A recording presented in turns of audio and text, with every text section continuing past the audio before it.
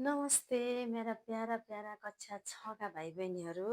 हजुरहरूलाई म back to back video बनाएर तपाईँहरूको लागि यो वार्षिक परीक्षाको लागि चाहिँ म ग्रिड क्वेसन डिस्कसन गरिराखेको छु। मलाई आशा छ हजुरहरू बसिराख्नु भएको छ अथवा पहिलोचोटि यो च्यानललाई खोल्नु भएको छ, कोही साथीको थ्रुबाट थाहा पाउनुभयो भने चाहिँ मेरो च्यानललाई सब्सक्राइब गर्नुहोला र अगाडिका भिडियोहरू पनि हेर्नुहोला। तपाईँहरूको लागि इम्पोर्टेन्ट क्वेसन्सको डिस्कस भइसकेको छ र आज चाहिँ म हजुरहरूको लागि एकाइ 5 हाम्रो विगत र एकाइ 6 हाम्रा आर्थिक क्रियाकलाप भन्ने दुईवटा एकाइबाट चाहिँ यो वार्षिक परीक्षामा कस्ता क्वेसनहरू आउने सम्भावना छन् त, अनि तिनीहरूलाई हामीले कसरी लेख्दा चाहिँ राम्रो नम्बर पाउन सकिन्छ भन्ने विषयमा चाहिँ हजुरहरूसँग डिस्कस गर्न आइसकेको छु र हजुरहरूले आफ्नो पुस्तक लिएर अगाडि बस्नुहोला र त्यसमा टिक लगाउनको लागि एउटा रफ कापी र लेख्ने कुरा पनि लिएर चाहिँ बस्नुहोला। हामी अब विषयवस्तुमा गइहालौँ। हाम्रो विगत भन्ने जुन एकाइ 5 को पाठ छ, विगत भन्न बित्तिकै हामीले हाम्रो इतिहास भनेर बुझ्नुपर्छ। हाम्रो आवर पास्ट भनेको छ होइन। हाम्रो इतिहासमा चाहिँ यो एकाइमा पहिलो छ नेपाल एकीकरणको कुरा छ। अब नेपाल एकीकरणको कुरा आउन बित्तिकै पृथ्वीनारायण शाहको कुरा आउँछ। त्यस कारणले गर्दा यो पाठबाट तपाईँलाई पृथ्वीनारायण शाह को हुन्, कहिले जन्मे, कहाँ जन्मे, होइन, उनले कहिले नेपाल एकीकरण अभियान सुरु गरे भन्ने प्रश्नहरू सोधिन सक्छ है। अनि त्यसपछि चाहिँ पृथ्वीनारायण शाह पछि चाहिँ यो नेपाल एकीकरणलाई कसले निरन्तरता दियो भन्दाखेरि राजेन्द्र लक्ष्मीले, बहादुर शाहले निरन्तरता दिए। अनि राजेन्द्र लक्ष्मी को हुन्, बहादुर शाह को हुन्, बहादुर शाह कान्छा छोरा हुन्, राजेन्द्र लक्ष्मी देवी चाहिँ पृथ्वीनारायण शाहकी जेठी बुहारी हुन्।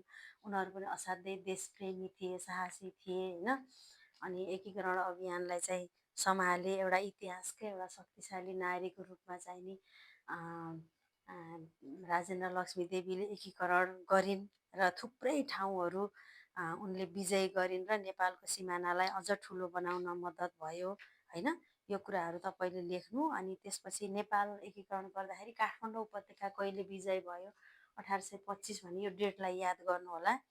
काठमाडौँ, भक्तपुर र ललितपुर कहिले कहिले आक्रमण भयो भन्ने कुरा।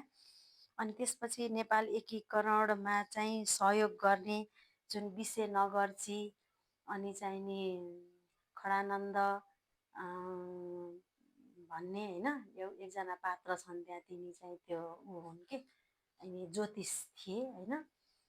उनीहरूको चाहिँ योगदान कस्तो थियो, गोर्खाली जनताले कसरी योगदान दिए भन्ने प्रश्नहरू पनि आउन सक्छ। त्यसैले तपाईँले पृथ्वीनारायण शाह, राजेन्द्र लक्ष्मी र बहादुर शाह लगायत ती प्रश्नहरूलाई राम्रोसँग चाहिँ अध्ययन गर्नुहोला है। त्यसपछि अर्को दोस्रो पाठ रहेको छ नेपाल अङ्ग्रेज युद्ध, एङ्ग्लो नेपाल वार। यो एङ्ग्लो नेपाल वार चाहिँ कहिले भयो र किन भयो भन्ने प्रश्न आउन सक्छ।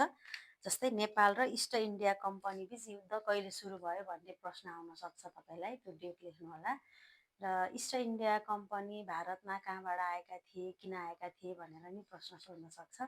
उनीहरू बेलायतीहरू हुन्, अङ्ग्रेजहरू हुन् र उनीहरू व्यापार गर्ने चाहिँ बाहनामा चाहिँ भारतमा आएका थिए र त्यही बखतमा चाहिँ उनीहरूले आफ्नो व्यापारलाई एसियाभरि फैलाउन खोज्दाखेरि एउटा शक्तिशाली राज्य नेपाल चाहिँ बिचमा पर्थ्यो। उनीहरूलाई तिब्बतसम्म जानको लागि बाटो थुनियो।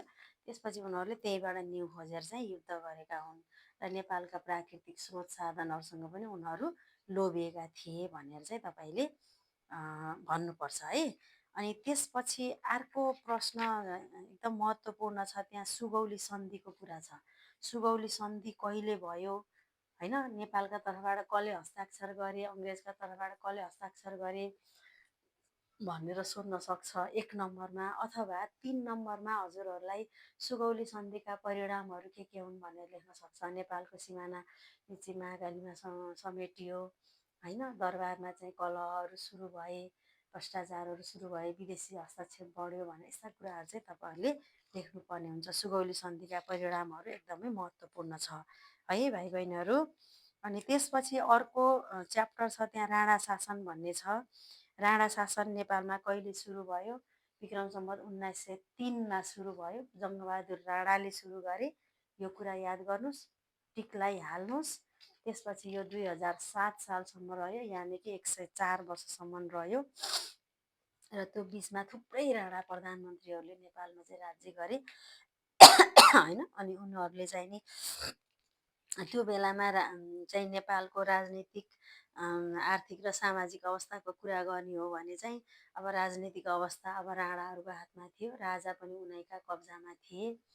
अनि एकदम एकदम खतम थियो, नेपालको अवस्था चाहिँ राम्रो थिएन। सबै कुरा राणाहरू नै सर्वसर्वा भएर देशको सम्पत्ति लुट्ने आयस आराम होइन, एकदम लग्जरियस लाइफ चाहिँ बिताइरहेका थिए। इभन उनीहरूले श्री 5 को ठाउँमा श्री 3 भनेर श्री 3 को चाहिँ नि उस पनि के अरे पदवी पनि आफै लिएका हुनाले उनीहरू चाहिँ के अरे एउटा राज्यको सम्पूर्ण शक्तिको बागडोर चाहिँ नि उनीहरूसँगै नै थियो। अनि त्यस्तै गरेर अर्को कुरा सामाजिक अवस्था कस्तो थियो, अब सती प्रथाहरू कायम थिए, भ्रष्टाचार कायम थिए, जातीय छुवाछुत थियो, नेपाललाई अन्धकारको युग भनिन्थ्यो होइन।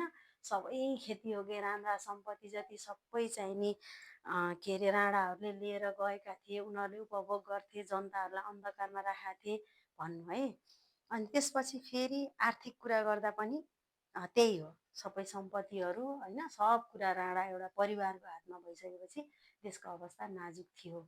र तपाईँलाई एउटा प्रश्न आउन सक्छ, सती प्रथाको अन्त कसले गरे, राणा शासनको सुरुवात कसले गरे, त्रिचन्द्र अस्पताल कसले बनाए होइन, शनिबार बिदा दिने चलन कसले गरे भन्ने प्रश्नहरू फेरि एकदम 1 नम्बरका प्रश्नमा सोध्न सक्छ है। भाइ बहिनीहरू एकदम ध्यान दिएर सुन्नुहोला। अनि नेपालको पहिलो जननिर्वाचित प्रधानमन्त्री को हुन्, बिपी कोइराला होइन।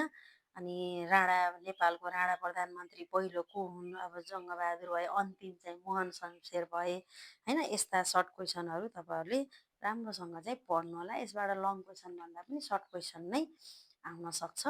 अनि त्यसपछि भाइ बहिनीहरू मिथिला सभ्यताको कुरा गरेको छ। हाम्रो तराई क्षेत्रमा मिथिला राज्य अहिले पनि जनकपुर क्षेत्र, धनुषा क्षेत्रलाई चाहिँ केन्द्र भएको एउटा ठुलो राज्य थियो। र त्यहाँ अब राजा जनकको नाम त हामी सबैलाई थाहा नै छ। उनीलाई चाहिँ मिथिला अब मिथिला क्षेत्रका नरेश भनेर भनिन्छ। अनि मिथिला राज्यको स्थापना चाहिँ मिमी भन्ने राजाका छोरा मिथि भन्ने थिए, उनले स्थापना गरेको भएर त्यो राज्यको ठाउँ मिथिला रहेको। र यहाँ हामीले यो सभ्यतामा के महत्त्वपूर्ण कुरा पढ्छौँ त भन्दा अहिले हाम्रो जुन तराई मधेस क्षेत्रको जुन महत्त्वपूर्ण संस्कृति र सभ्यता छ, यसको श्रेय भनेको मिथिला सभ्यतामै हो। यहाँको भाषा, संस्कृति, खानपान, लुगा, यहाँका चित्रकलाहरू होइन एकदमै मौलिक सांस्कृतिक झल्कने खालका भएका हुनाले यसमा यो पुस्तकमा चाहिँ हामी यो सभ्यताको अध्ययन गरिरहेका छौँ। मिथिला चित्रकला भनेको के हो भन्ने पढ्नु होला होइन। अनि त्यसपछि मिथिला सभ्यताले कस्तो प्रभाव पारेको छ भन्ने पढ्नु होला। अनि मिथिला क्षेत्रको राजधानी के अरे क्षेत्रफल कता कतासम्म फैलेको थियो भनेर पनि सोध्न सक्छ।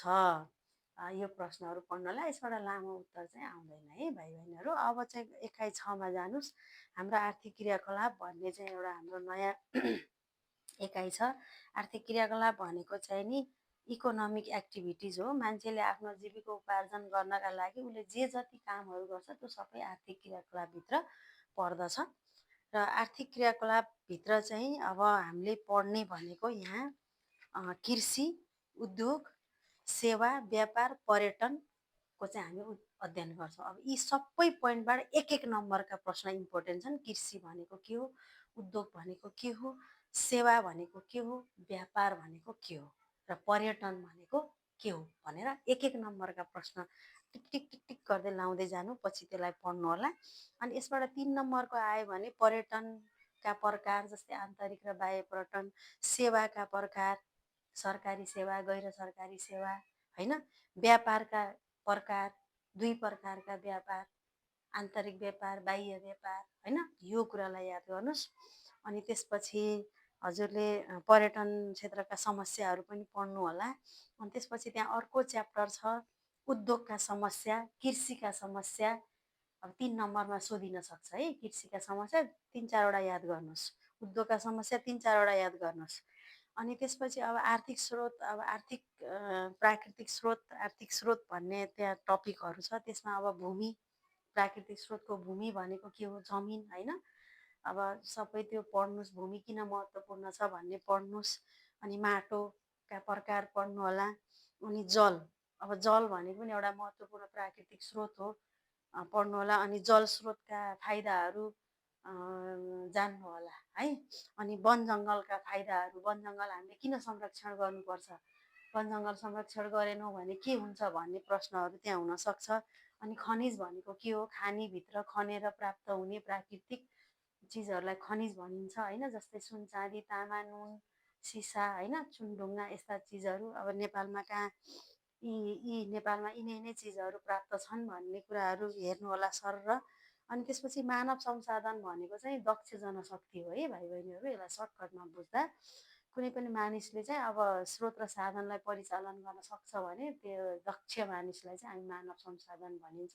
र कुनै पनि देशको आर्थिक विकासको लागि मानव संसाधन पनि महत्त्वपूर्ण कुरा हुनसक्छ। दक्ष जनशक्तिको अभावमा कुनै पनि देशको राम्रो विकास हुन सक्दैन है त। त्यस कारणले मानव संसाधनको पनि पढ्नु होला तपाईँहरूले है। ल अब हामी 21, 7 र 8को चाहिँ अर्को भिडियोमा डिस्कस गर्नेछौँ।